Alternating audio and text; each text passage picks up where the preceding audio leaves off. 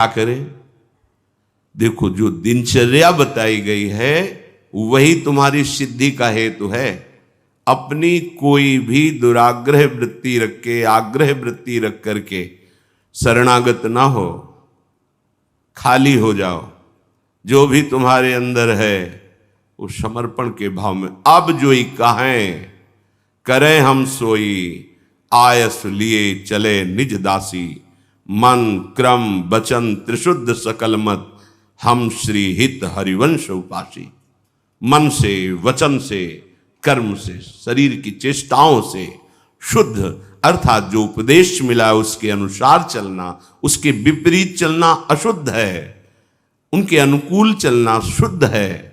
तो आदेश है, प्रातः उठे, सबसे पहले गुरुदेव भगवान को प्रणाम करके गुरु प्रदत्त नाम मंत्र का स्मरण करें। फिर वृंदावन भूमि को प्रणाम करें, चाहे जहां हो, क्योंकि हमारा प्रेम धर्म धाम में विराजमान प्रिया प्रीतम के चरणार विंद का सेवा सुख है। सबसे पहले हम धाम को प्रणाम करते हैं, गुरुदेव की बात, धाम को प्रणाम किया, फिर अपनी दिनचर्या में नाम स्मरण करते हुए लगते हैं। जब स्नान कर ले रज लगाते हैं, चरणामृत लेते हैं, तिलक रचना करते हैं, फिर दिनचर्या आगे की बढ़ती है। इतना शरीर सेवी मत बन जाओ कि हर समय खान पान का ही चिंतन केवल बना रहे, जिससे प्राणों का पोषण हो, शरीर स्वस्थ रहे। ऐसी दिनचर्या बनाओ, 2 बार, 1 बार, 3 बार, जितने में तुम्हारा प्राण पोषण होता है थोड़ा थोड़ा ले ले, पर वो भगवद अर्पित करके। सेवक जी महाराज कह रहे, इसीलिए उनकी बुद्धि कच्ची रहती है। बिना स्नान किए खाना पीना, या स्नान करके सीधे केवल भोजन अर्पित करने की बात ही नहीं मन में आई। बहुत ध्यान देने योग्य, ये कच्चाई दूर हो जाएगी। अनहाई अनर्पित जाए गटकत, अगर बिना प्रभु को अर्पित किए हुए पा रहे हो तो तुम कैसे वैष्णव हो, कैसे शरणागत हो?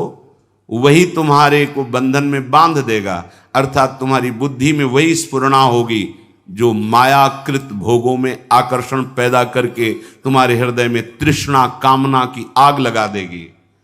अगर भगवद अर्पित प्रसाद है तो इन वासनाओं को नष्ट करता है।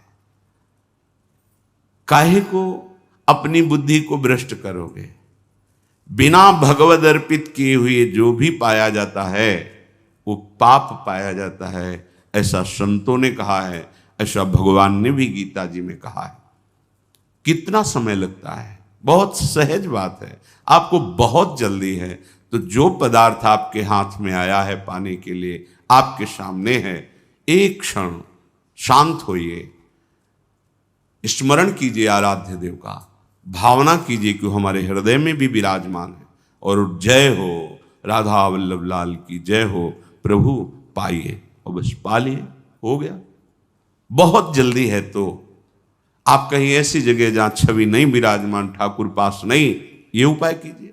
अगर घर में है, बहुत जल्दी है, तो आप दृष्टि भोग लगा दीजिए। सामने गए, थाल दिखाई, 2-4 नाम लिए, प्रणाम किया, आ गए। समय है तो विराजमान करके एक पद गाया, भावना कर रहे प्रभु पा रहे, फिर आचमन कराया, फिर प्रसाद। आपका जीवन भगवत समर्पित जीवन, शरणागत जीवन। फिर आप मनमानी आचरण कैसे? एक बूंद पानी भी अमनिया नहीं होना चाहिए अपनी जिह्वा में, प्रसादी ही पाना चाहिए। जल भी पाना है तो पहले लिया, राधा वल्लभ लाल की जय, अर्पित किया, फिर पिया। आस करें विषयीन के आगे, जो देखे में जोरत हाथ लटक कर। विषयी पुरुषों के आगे हाथ जोड़ते हुए, हाथ लटकाते हुए देखने को मिला। सेवक जी महाराज कह रहे, महालक्ष्मी जिनके चरणों को निरंतर सहलाती रहती हैं, चरण चापती रहती हैं, और भगवान अपने चिंतन में निमग्न रहते हैं, उधर दृष्टिपात भी नहीं करते, ऐसे प्रभु के दास कहलाकर आप अन्य विषयी पुरुषों के आगे हाथ फैलाएं? भक्त कभी ऐसा नहीं कर सकता। चाहे वो गृहस्थ हो चाहे विरक्त हो, वो भगवद आश्रित है। अगर ऐसा है तो भगवद आश्रय नहीं है, ऐसा नहीं है। जिसके हृदय में नाम चल रहा होता है वो परम धनी है। भुगतें देहि न जाचहि, पोषण भरन न चिंत कराएं। जो शरणागत जन है, जो भगवत प्रसाद से मिला, यथा लाभ संतोष सदा, काहू सो कछु न चाहोगो, आनंद लेते हैं, उसी में संतोष करते हैं। अगर जरूरत पड़ी तो उसमें से भी दूसरे को दे देते हैं, पर न जाचहि। ऐसे करना भक्तों का स्वभाव नहीं होता। ऐसे करने का मतलब है स्वामी को पहचाना नहीं। जिनकी तुम शरण में हुए उनको तुमने माना नहीं, ऐसी जरूरत ही नहीं पड़ती। भक्तन पाछे यूं फिरे जीव बछड़ा संगाए, चाहे वो गृहस्थ भक्त हो चाहे विरक्त भक्त हो। आस करें विषयीन के आगे, ऐसे करके मांगना दे। ये ना शरणागति का लक्षण है, ना ये किसी उपासना का भाव, ये केवल वासना है, वासना। ऐसे जिस स्वामी ने पलक झपकते अनंत ब्रह्मांडों की रचना कर दी, किसी के सहयोग की जरूरत नहीं पड़ी, उन स्वामी का सेवक हूं। अगर वो आज हमें भूखा रखना चाहते हैं तो हम विविध प्रकार के पदार्थों के पाने से जो सुख होता है उससे भी अधिक सुखी रहेंगे। आज हमारे स्वामी की इच्छा है आज हम भूखे रहें, तो हमें नहीं चाहिए 56 भोग। अगर हमारे स्वामी की इच्छा है नमक रोटी, वो हमारे लिए अमृत है। विश्वास करो, राजी होना सीखो अपने प्रभु के विधान में, जीवन मंगलमय हो जाएगा। ये आवश्यकताएं, ये चाह, ये वासनाएं इतनी मत बढ़ा लो कि तुम प्रभु को भूल जाओ और संसार की इस भूल भलैया में भटक पड़ो। ये भटकन मिटाने के लिए मनुष्य जीवन मिला है। केतिक आयु केतिक सो जीवन, काहे विनाशत काज हटकत। अरे भाई, कितनी आयु है तुम्हारी? शरीर तो छूटेगा ना। कितना जीवन है तुम्हारा? इसे तुम कलंक लगा रहे हो शरणागति में, दूसरे के आगे हाथ जोड़कर मांग करके, अन्य भरोसा करके, अन्य आश्रय रख करके। कितना जीवन है तुम्हारा? और एक सिद्धांत बता दें, यदि आपने चालबाजी से, कपट से जीना सीखा है तो पूरे जीवन इसी से जी पाओगे, दूसरा रास्ता नहीं रहेगा। आपने मांग करके इधर उधर तो ऐसे ही जीवन व्यतीत होगा, वो आप निष्ठा तो वैसे जीवन व्यतीत होगा। तुम जैसे चाहोगे वैसे हरि तुम्हारी व्यवस्था करेगा। तुम्हारे मन में आया है कि बिना छल कपट झूठ चोरी के धन आदि नहीं आता, सुख सुविधाएं नहीं आती, तो नहीं आएंगी, तुम्हें वही करना पड़ेगा। तुम्हारी सोच है।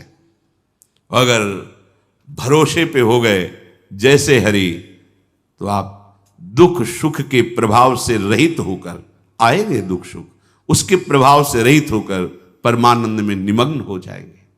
इसलिए विचार करो, केतिक आयु केतिक जीवन, और ये जीवन मिला है भगवत प्राप्ति के लिए, तो काहे विनाशत काज हटकत।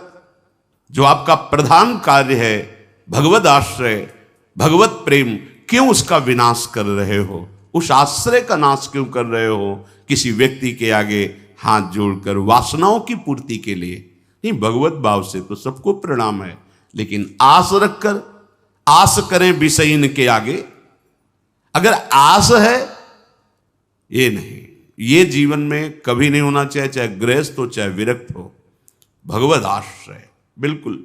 ये कच्चाई अगर नहीं छोड़ोगे तो आपको भगवदानंद का अनुभव नहीं होगा, और लगेगा कि कहते भी कि हम 20 साल से मंत्र जप रहे, 20 साल से शरणागत है, चलनी में गैया दू है और दोष दैव को दे। मोले बहुत चारा लगाते हैं, बड़े बड़े थन भी हैं, खूब दूध है उसमें, पर पीने को एक बूंद नहीं मिलता, और हम दूहते भी हैं। तो किसमें दूह रहे हो? बोले चलनी में गैया दू है, दैव दो। मेरे भाग्य में दूध नहीं बदा है, क्योंकि चलनी में गैया दू है। दोष दैव को दे, हरिगुरु कहो न माने। ये तुम्हारी कच्चाई तुम्हें परमानंद से विमुख कर देगी। साधन करते हुए भी ये असाधन वृत्तियां भगवदानंद का अनुभव नहीं होने देती। हां, यदि हमें कोई भी शरीर निर्वाह की आवश्यकता है, कोई भी हमारी कर्तव्य पूर्णता की आवश्यकता है, तो हम अपने प्रभु से प्रार्थना करते हैं कि आप देख लेना, आपको जैसा लगे आप संभाल लेना। इस कर्तव्य कार्य के लिए ऐसी व्यवस्था चाहिए, नहीं है आप देख लो। हमारे जो भी हैं, हमारे आराध्य देव हैं, जैसे गोस्वामी जी कह रहे, बने तो रघुबर ते बने, बिगड़े तो भरपूर, तुलसी औरन ते बने, ताबन वे पे दूर। हमें लगता है सबको याद होगा ये बात, सैकड़ों बार सुना तो याद होगा। तो याद होने से क्या है, जीवन में उतारिए इसको अपने आराध्य देव से, बस। वो भी थोड़ी कचाई है तब, नहीं तो कहने की भी जरूरत नहीं। वो सर्वज्ञ है, सर्वत्र है, सर्वशक्तिमान है। अगर वो ऐसे राजी हैं तो हम राजी हैं। बस सबसे बढ़िया सूत्र उपासनक है, जोई जोई प्यारो करे सोई मुहिम। हम राजी उसी में जिसमें तेरी रजा है। तुम राजी हो तो हम राजी हैं। कम से कम ये जन्म तो प्रभु के प्यार में दे के देखो।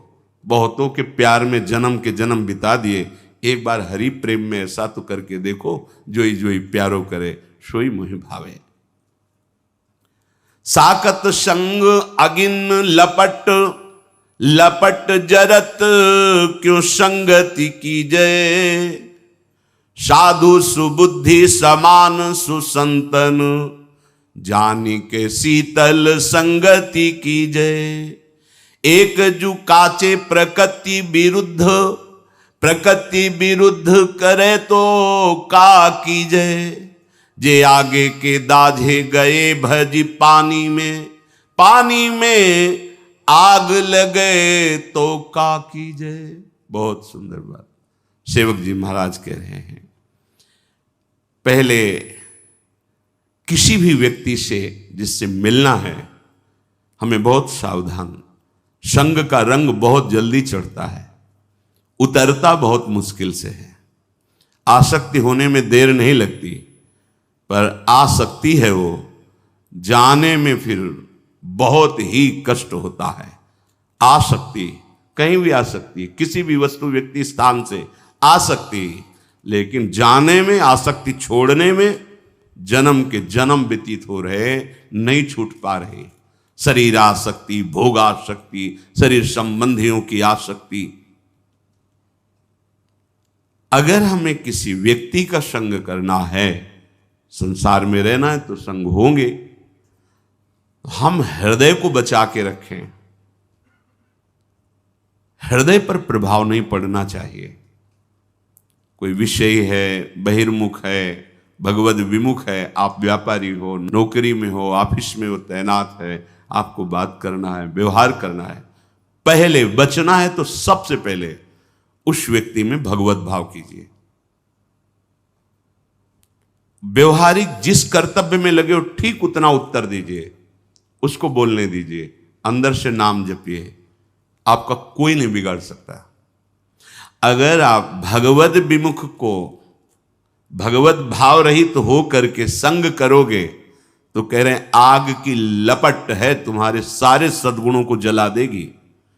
एक दुर्गुण आया कि उसके भाई काका चाचा सब आ जाते हैं। एक दोष प्रकट हो जाए, ये मानस रोगों में है, एक रोग आ जाए तो सब आ जाएंगे। बहुत सावधानी। जो प्रभु का शरणागत नहीं है, अर्थात जो गुरु विमुख है, हरि विमुख है, उसे साकत कहते हैं। साकत संग अगिन्न लपट, लपट जरत क्यों संगति की जाए। ये जलती हुई आग है, अगर उसको आपने अपना मित्र बना लिया, स्वीकृति कर ली कि ये हमारा प्यारा मित्र है, और वो भगवत विमुख है, नहीं जानता शास्त्र सिद्धांत, नहीं मानता भगवान को, जो नास्तिक प्रवृत्ति का है, भगवत विमुख है, ठीक है आप व्यवहार कार्य में हैं सूत्र समझ लो, पहले भगवत भाव करो, उसमें जितना कर्तव्य में आवश्यक है उतनी वार्ता करो, शेष उसको बोलने दो, आप नाम जप करो, बस अलग हो जाओ। तो ये उत्तम स्वभाव हुआ। जो रहीम उत्तम प्रकृति, का कर सकत कुसंग, चंदन विष व्यापत नहीं, लपटे रहत भुजंग। अगर आपने भगवत भाव नहीं किया, अगर आप नाम जप नहीं कर रहे और ऐसे विमुख का संग किया, तो ये आग का संग है, आग का। ये तुम्हारे सद्गुणों को, तुम्हारे भक्ति भाव को ये छीण कर देगा, छीण कर देगा, पक्का देखा जा रहा है, प्रगट देखा जा रहा है। आप गए और घाले, आप तो नष्ट हुआ ही, और जो उसके मित्र बने वो भी चौपट हो गए, नष्ट हो गए, परमार्थहीन हो गए। आंखों से देख लो। साकत संग, महापुरुष जन बोल, साकत संग अगिन्य लपट, लपट जरत को संगति कीजिए। ये लपट है, ज्वाला है, जल जाएंगे तुम्हारे सद्गुण। दूर रहो कुसंग से, जाके संग कुमति मति उपजे, करत भजन में भंग, तजोरे मन हरि विमुखन को संग। जाके प्रिय न राम वैदेही, तजिए ताहि कोटि बैरीशम, यद्यपि परम स्नेही। परम मित्र हो, परम संबंधी हो, तो जाके प्रिय न राम वैदेही, तजिए ताहि कोटि बैरीशम। अगिन लपट, लपट जरत को संगति की जाए। वो आग की तरह तुम्हारे हृदय में ऐसा उदय होगा, उसके संग का प्रभाव सब गुरु भक्ति, धाम भक्ति, नाम जब सब नष्ट हो जाएगा, बिल्कुल पक्का। बहुत सावधानी की। भगवान श्री राम के बरुभल बास नरक करताता, दुष्ट संग जनि देई विधाता। भले नरक का वास मिल जाए, पर दुष्टों का संग न हो, भगवत विमुखों का संग न हो। साधु सुबुद्धि समान सुसंतन, जान के शीतल संगति की जाए। जान के कहे साधु सुबुद्धि समान, अर्थात साधु का स्वभाव क्या होना है? साधु का स्वभाव होता है, चाहे जितना कोई विपरीत परिस्थिति पैदा कर दे, भगवत विस्मरण नहीं होगा उसको। साधु की पहली पहचान। और भगवत स्मरण चल रहा है तो जय है, हर से हरि नाम जपत जय। तो ऐसे जय विजयी पुरुष के साथ रहोगे तो तुम भी विजयी हो जाओगे। काम क्रोध लोभ मोह मद मत्सर, नाना प्रकार की दोष सृष्टि करने वाली माया, ये आपके हृदय पर प्रभाव नहीं डाल पाएगी, क्योंकि वो समान समदर्शी महापुरुष होते हैं। वो सुबुद्धि, सुबुद्धि उसे कहते हैं जो भगवत यश गुणगान में मगन रहती। देव सुबुद्धि कृपा करी मोहि, पोई सुगुण माला रचो। जो भगवान के सुंदर गुण लीलाएं हैं वही हमारी वाणी में चलती रहे। ऐसी हमारे हृदय में सुबुद्धि प्रकाश। देव कृपा करी बुद्धि प्रकाश, जस बरनो हरिवंश बिलास। तो जो भगवत गुणगान, भगवत सिद्धांत, भगवत नाम, इसी में रमण करते हैं वो साधु हैं। जो समान चित्त है वो साधु हैं। इनकी संगति शीतल है, परम शीतल। और विमुख की जो संगति है वो अग्नि जरत लपट, मानो ज्वालामयी अग्नि भस्म कर देगी तुम्हारे सद्गुणों को, सद्भाव को। साधु सुबुद्धि समान सुसंतन, जान के शीतल संगति कीजिए। किसी की संगति करने के पहले जानकारी करो, ये भगवत शरणागत है, इसकी वाणी शास्त्र सम्मत है, इसके आचरण जो आचार्य परंपरा गुरु परंपरा से है वो सेवित है, फिर संगति करो। पर यहां तो बस हम ऐसी जगह पहुंच जाए जहां हमें कोई ऐसा कुछ कर दे कि हम सुखी हो जाएं, ऐसा वो हो जाओगे, वो साधु संगत से हो जाओगे। जब नाम जप करोगे, अंतःकरण पवित्र होगा, तो अपने अविनाशी स्वरूप को आप जान जाओगे, अजर अमर हो जाओगे, आप परम सुखी हो जाओगे, क्योंकि परम सुख सिंधु भगवान हृदय में ही बैठे हैं। ये जो कच्ची प्रकृति वाले जन होते हैं, ये साधु समागम स्वीकार नहीं करते, शरणागत होकर के भी ऐसे लोगों के पास बैठते हैं जिससे गुरु भक्ति नष्ट हो, धाम भक्ति नष्ट हो, भजन भाव नष्ट हो। ऐसे लोगों के पास उनको रुचि होती है ऐसी, देखा गया है। परम कृपालु गुरुदेव आचार्य देव मंत्र उपदेश करके तुम्हें माया मुक्त करने, तुमने क्या दे दिया उनको? पर एक कच्ची बुद्धि वाले, दुष्ट प्रवृत्ति वाले जन कृपा से हो तो गए शरणागत। खलौ करें भली पाई सुसंगु, मिटे न मलिन स्वभाव अभंगु। उनको अच्छे जन वही लगते हैं जो इष्ट निंदा करें, गुरु निंदा करें, दोष दर्शन बताकर भजन प्रवृत्ति से हटा दें, वही उनके मित्र होते हैं। एक जो काचे प्रकृति विरुद्ध करे तो क्या कीजिए?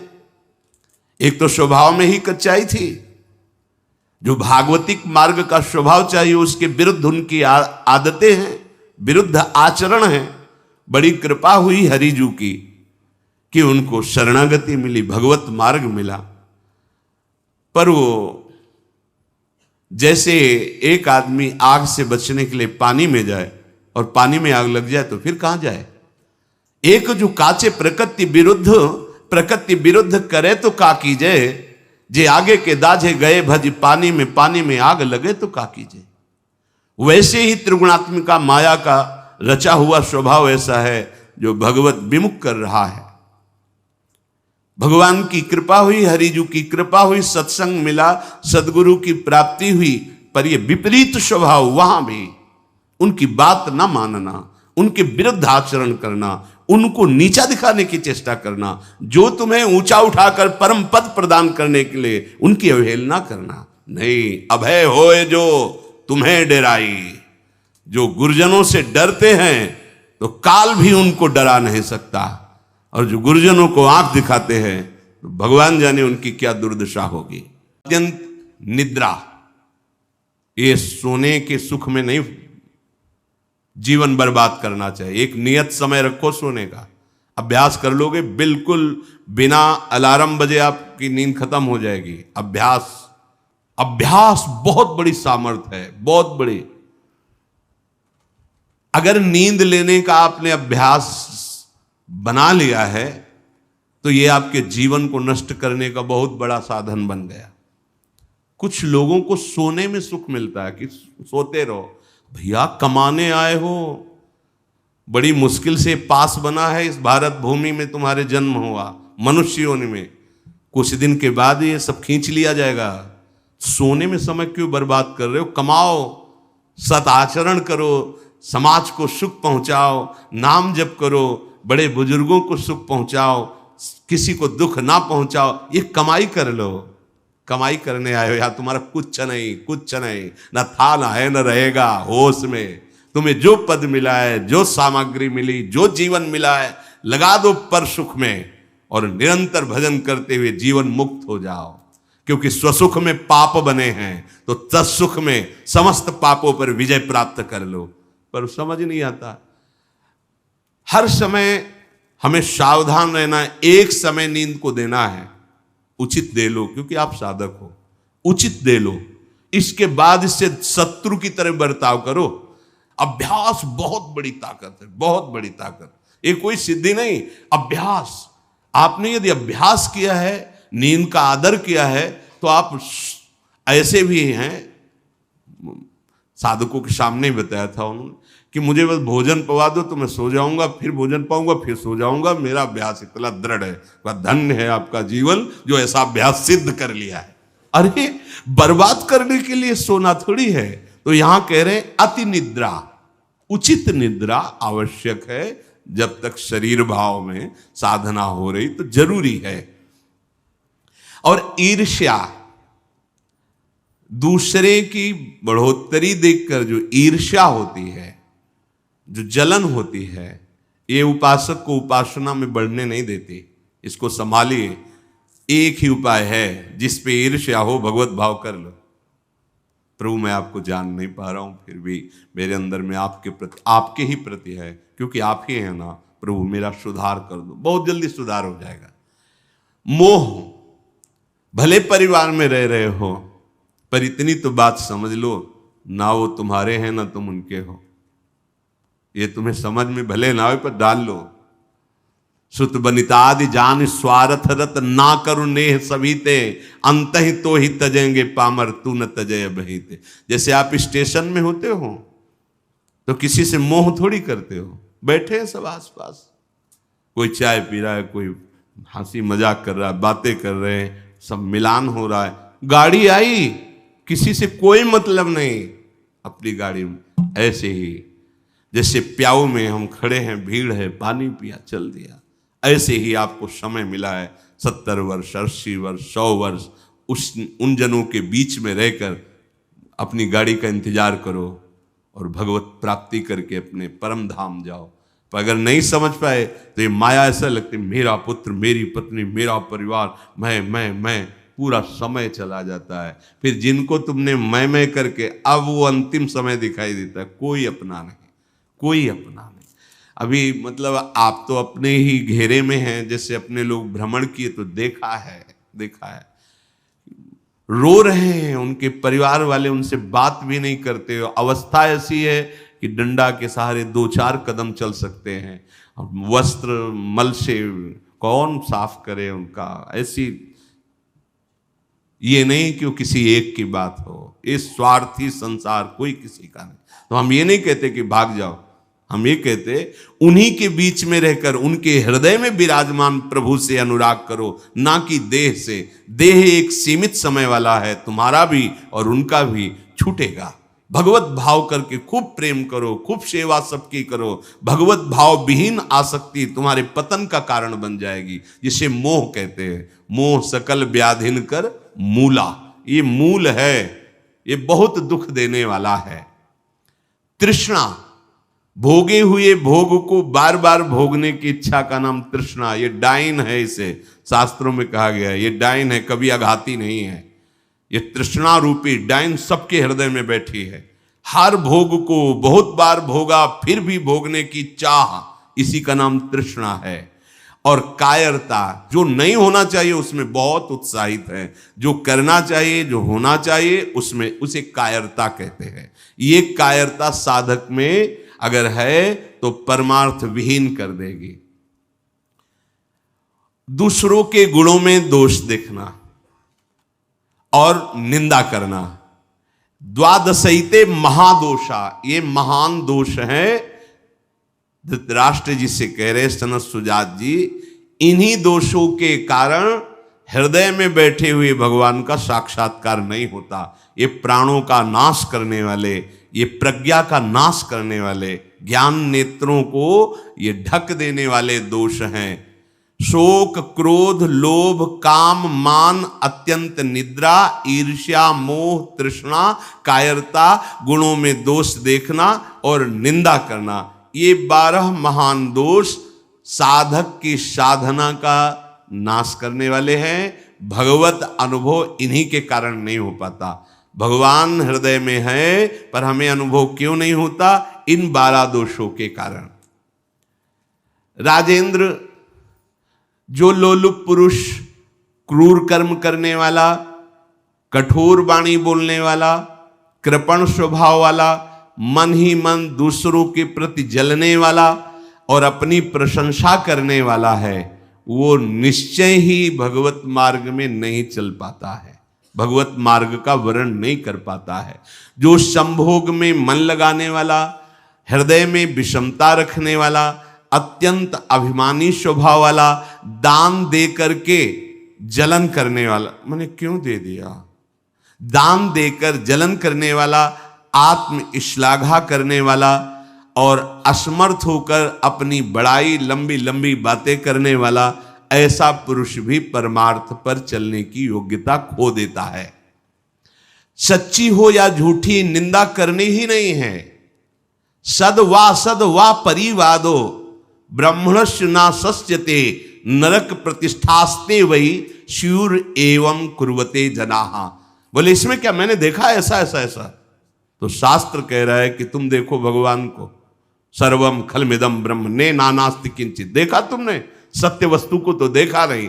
तो कह रहे सद वा परिवादो, झूठी हो या सच्ची, किसी की भी निंदा नहीं करनी। बोले हम तो सत्य बोलेंगे, तो सत्य को जाना तुम, सत्य एक है, सच्चिदानंद में है, उसको जाना।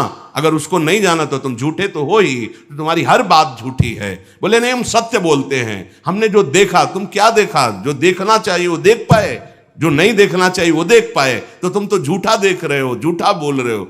सद वा परिवादो, बात सच्ची हो या झूठी, यदि वो किसी की निंदा है तो नहीं करना है, अगर करते हो तो नरक प्रतिष्ठास्ते वही स्यूर एवं कुर्वते जनाहा, निश्चित उसे नरक की प्राप्ति होती। ये सनत सुजात जी महापुरुष बोल रहे हैं।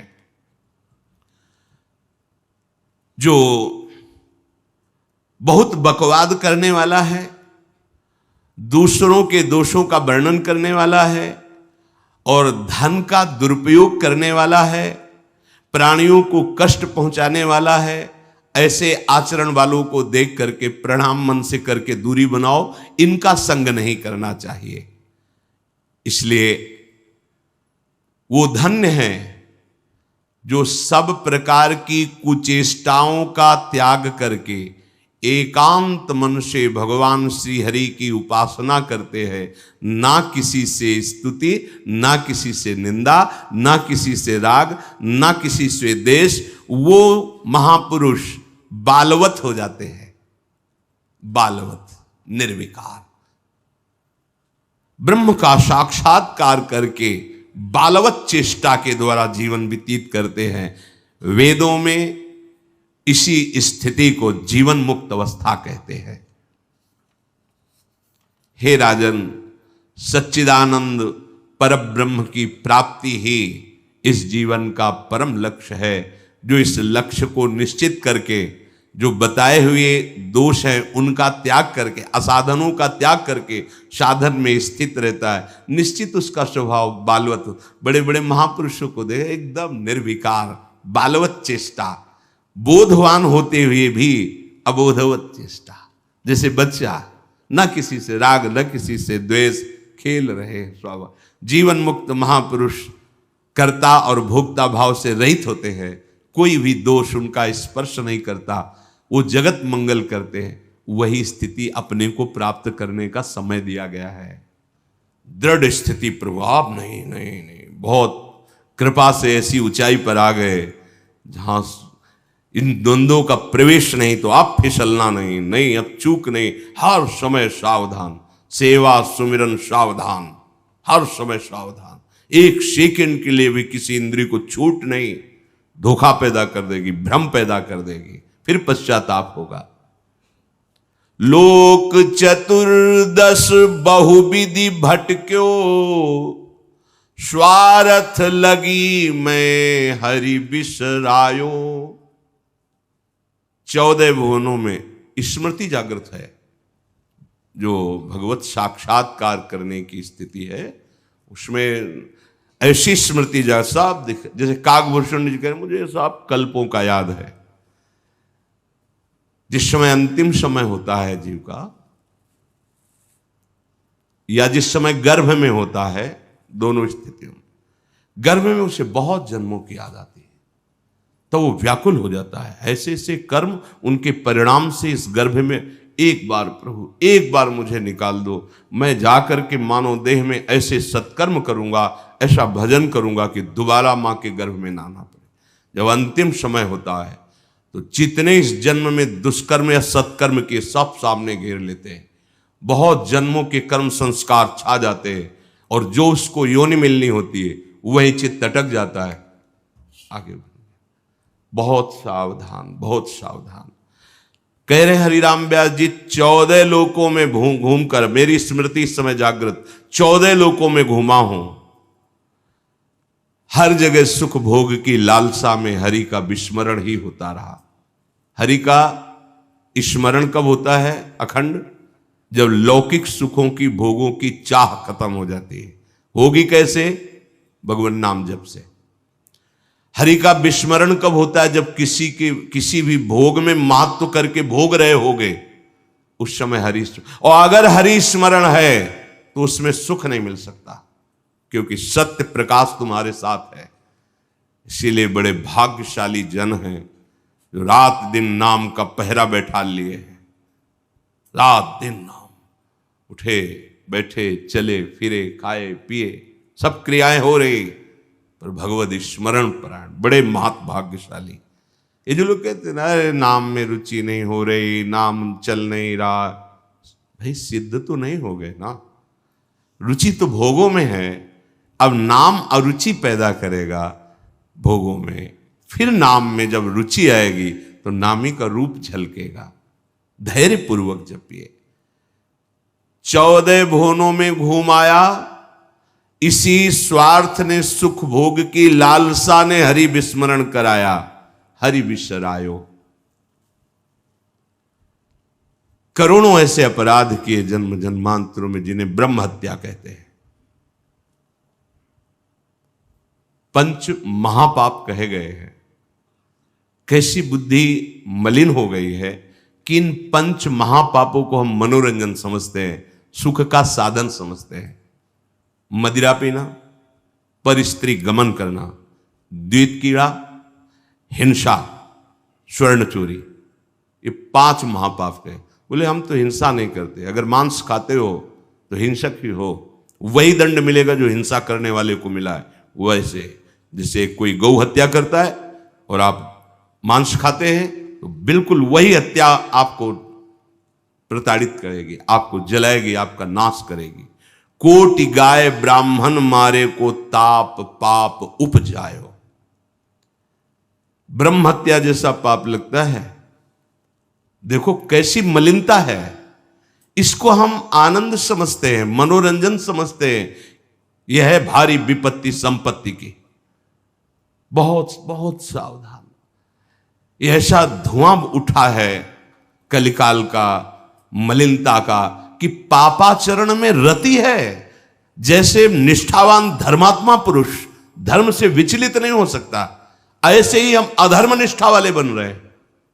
स्वागत में तो मदिरा ही प्रधान हो रही।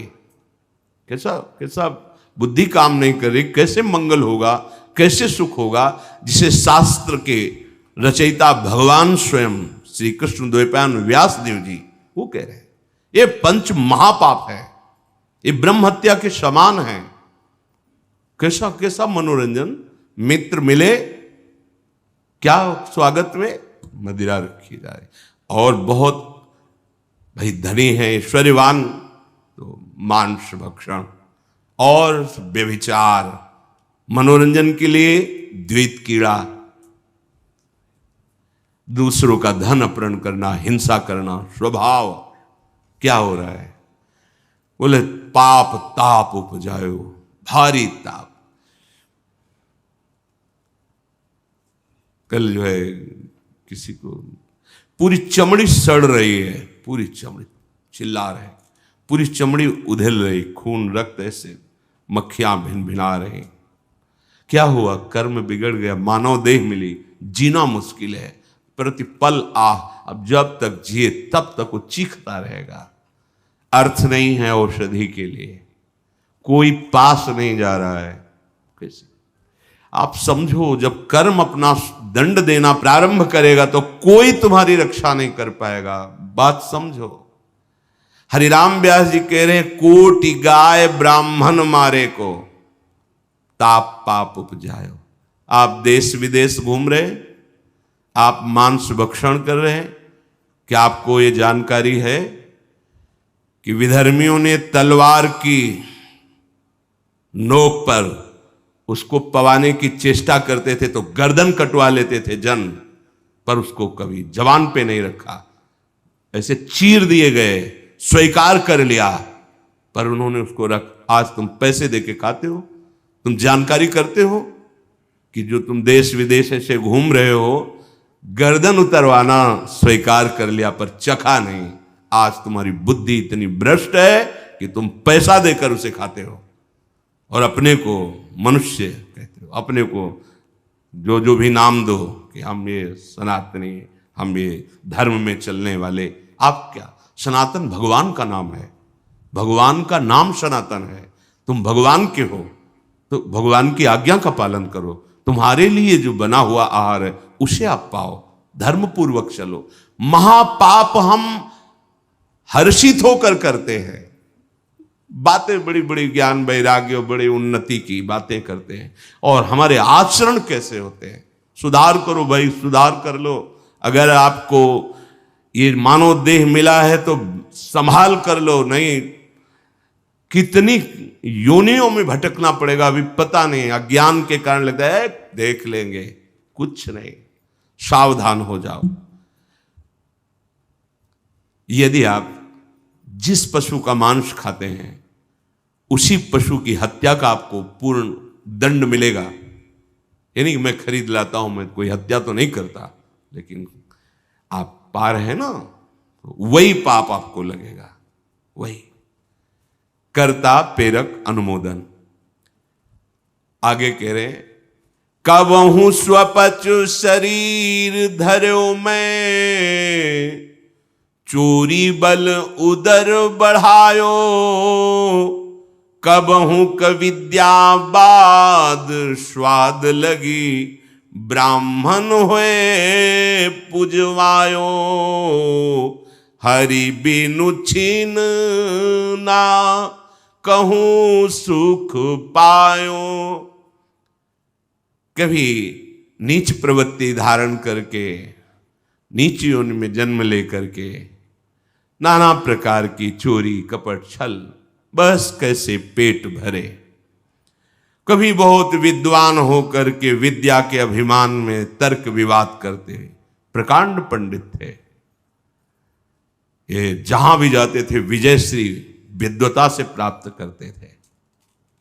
तर्क जिह्वा में ऐसी प्रवीणता थी, कोई इनके सामने टिकता नहीं था। तो वहां फिर नमस्कार पूजा सम्मान वाहवाही।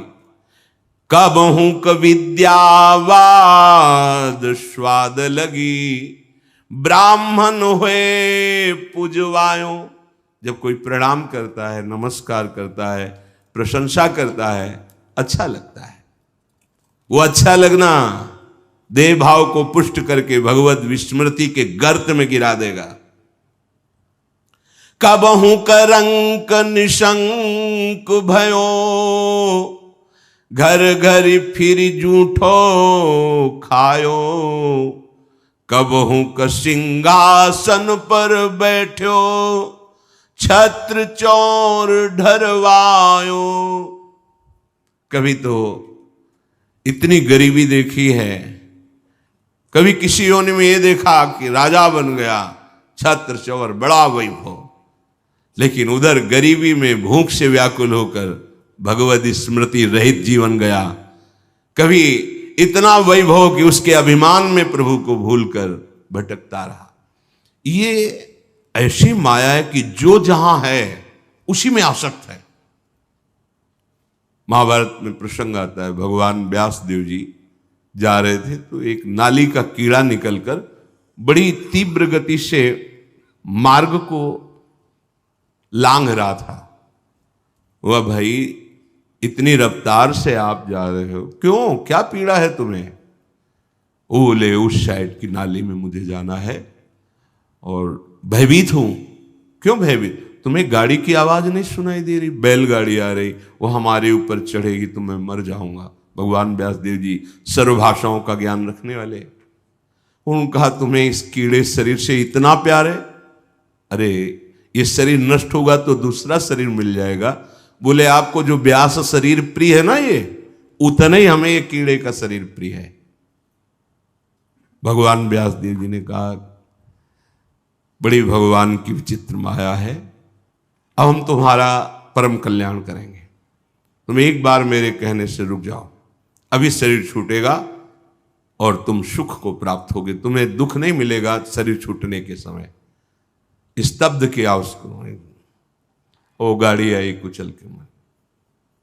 उसका फिर चतुर्वर्ण में जन्म हुआ मनुष्य योनि में। वो जब नवयुवक हुआ तो अपने इन्हीं सब कार्यों में, जो चतुर्वर्ण के कार्य, उसी में मगन गए भगवान व्यासदेव जी। बड़ा बड़ा प्रसंग है, मुझसे छोटा करके। भाई तुम कौन हो? अपना परिचय। मैं अमुक हूं। नहीं, तुम्हें याद है? अब स्मृति जागृत हुई। हाँ मैं वही कीड़ा हूं जो आपसे तो देखो तुम फंस गए ना फिर यहां, जैसे तुम्हें कीड़े का शरीर प्रिय था ऐसे तुम ये इस शरीर में, नहीं नहीं इसको भी छोड़ो। भगवान व्यासदेव जी ने वो शरीर छुड़वाया। क्रम से वो प्रथम वर्ण में जब उस ऐसे राजा बना, तृतीय वर्ण, ओ चंवर डुलाए, तुम्हें याद है हर वर्ण में उसका जन्म हुआ क्रम से, तुम्हें याद है? हाँ मैं चक्रवर्ती राजा हूं, मेरा है वैभव, मुझे स्मृति नहीं नहीं, तब पूर्व, हाँ मैं नाली कीड़ा था, मैं ये समझो। भगवत स्मृति धारण करो, इस पे राग मत करो। वहां त्याग कराया। जब प्रथम वर्ण में जन्मा, वो अपने कार्य में विद्वान होकर ऐसे उपरोहिता, फिर भगवान व्यासदेव, तुम्हें याद है शास्त्र याद है ये सब नहीं, पूर्व स्मृति याद है, पूरी याद कर।